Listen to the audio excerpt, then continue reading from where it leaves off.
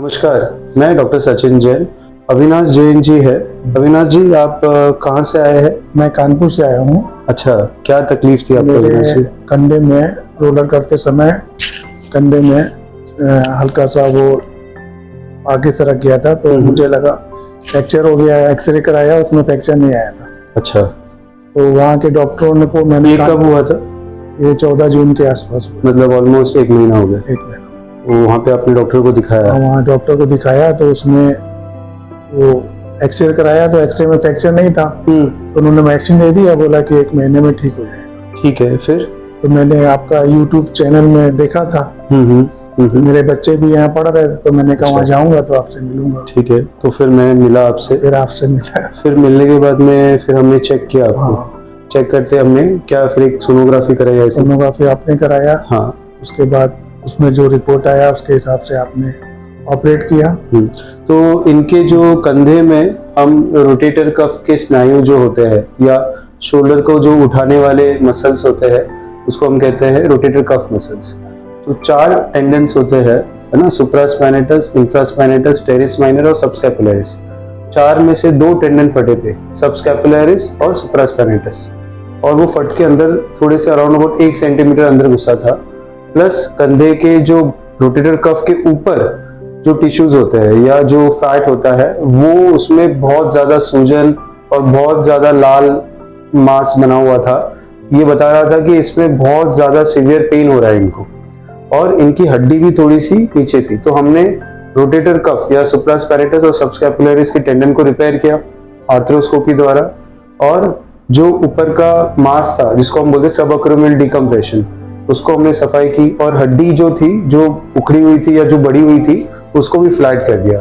तो इससे क्या होगा कि जब टेंडन हील हो जाएगा या टेंडन पूरा चिपक जाएगा, उसको 2-3 महीने लगेंगे। उसके बाद में जब ये उठाएंगे तो एक तो वो जो सूजन थी वो कम हो गई है सफाई के बाद, और जो हड्डी भी बड़ी है, जो इनके टेयर करने की प्रोपेंसिटी रखती है, वो भी उसके चांसेस कम हो जाएंगे। तो आपका कल ही ऑपरेशन हुआ जी। तो ऑपरेशन के बाद आज पहला दिन है, तो आपको कैसा लग रहा है? मतलब ट्रीटमेंट के हिसाब से how are you feeling? Pain, बाकी एक्सरसाइज और ये सारी चीजों के बारे में, बिकॉज लोग, आपका डिसीजन बहुत ही फास्ट था। बेसिकली मैं एक्चुअली थोड़ा सा शॉक हो गया कि आप 1 दिन पहले बोले और बोले मेरे को तो कल ही ऑपरेशन कराना है। यूजुअली पेशेंट्स ऐसे तैयारी के साथ नहीं आते, वो सोचते हैं कि भाई अभी थोड़े दिन देखते हैं, वेट करते हैं, बट आपका केस में सर्जरी तो रिक्वायर्ड ही थी। तो जो डिसीजन था वो बहुत फास्ट था कि भाई नेक्स्ट डे आपने ऑपरेशन भी करा लिया, और आज अगला दिन है और आप फिर से कानपुर के लिए कल जाओगे। जी। तो आपको कैसा लग रहा है? मतलब क्या चीज है कि आपके जैसे कोई पेशेंट हो जिसको शोल्डर की इश्यूज हो, तो उनको इग्नोर करना चाहिए, नहीं करना चाहिए, क्या करना चाहिए? नहीं, इसको बिल्कुल इग्नोर नहीं करना चाहिए। और मेरे कानपुर में इस तरह के कोई पेशेंट होंगे तो मैं बोलूंगा कि आप जयपुर में सचिन जैन जी से मिलिए डॉक्टर। मेरे को बहुत अच्छा फील हो रहा है, और मेरे आज पेन भी बिल्कुल ऐसा मालूम पड़ रहा है जैसे कुछ हुआ ही नहीं। हाँ, बट ऑपरेशन बड़ा था आपका, ऑलमोस्ट आपके 3 घंटे लगे मुझे इसको सब करने में, और बहुत अच्छा, मतलब I was very satisfied during the operation कि जो भी मांस फटा था उसको हमने बहुत अच्छे से चिपका दिया है। अब तो नेचर की बात है कि नेचर उसको कैसे हील करता है। हमारा तो काम बेसिकली कारपेंट्री का है ना, कि जो आपके मांस फटे हैं लाइव बॉडी में, हमने उसको वापस से चिपका के लगा दिया। एंड में तो बॉडी ही उसको ठीक करेगी।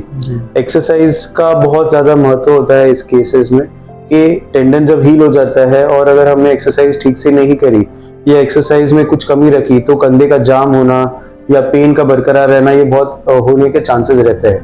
तो स्टेप बाय स्टेप जो एक्सरसाइज अगर हम रेगुलरली करेंगे, तो ये पेन धीरे धीरे करते करते 1 महीने में बिल्कुल खत्म हो जाएगा। फिर आपका 2 महीने में पूरा मूवमेंट आ जाएगा, और फिर आप रूटीन में अपने 3 महीने में सारा कर सकते हो।